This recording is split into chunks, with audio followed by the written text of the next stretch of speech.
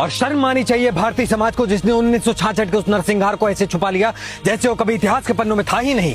1947 में पहली बार संविधान सभा की बैठक हुई थी और उस सभा में ठाकुरदास और गोविंद दास जैसे नेताओं ने बोला था कि गौ हत्या पे प्रतिबंध लगाना चाहिए, तो स्वयं नेहरू इसके विरोध में खड़े हो गए थे। नेहरू ने बोला कि ये देश सेकुलर देश है और यहाँ पे ऐसे नियम नहीं लाए जा सकते।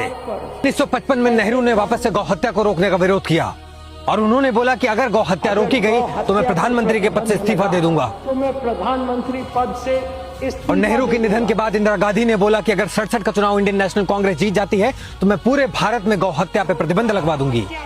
महाराष्ट्र में एक छोटी सी घटना हुई जिसके विरोध में कई सारे साधु सड़क पे आए। वहां पे उस समय की कांग्रेस सरकार राज कर रही थी और उस प्रोटेस्ट को रोकने के लिए 13 लोगों को गोली मार दी गई थी, जिसका कोई सर पैर नहीं था। किसी ने इसकी जवाबदेही नहीं की। तो संपूर्ण भारत के साधुओं ने यह तय किया कि हम दिल्ली चलेंगे, हम संसद का घेराव करेंगे और गौ रक्षा पर प्रतिबंध लगवा के ही रहेंगे। और 7 नवंबर 1966 गोपाष्टमी के दिन तय किया गया कि संसद का घेराव किया जाएगा ताकि हम अपनी मांगों को पूरा करवा सकें।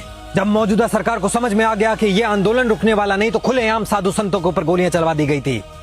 उस समय की सरकार ने तो ये बोला कि इस गोलीबारी में सिर्फ 8 लोगों की मृत्यु हुई है, परंतु जब मनमोहन शर्मा जैसे पत्रकार समाज के सामने आके खड़े हो गए तो उस समय की इंदिरा सरकार के ऊपर से पर्दाफाश हो गया। इस गोलीबारी में कम से कम 5000 साधु संतों की हत्या की गई थी और इस नरसंहार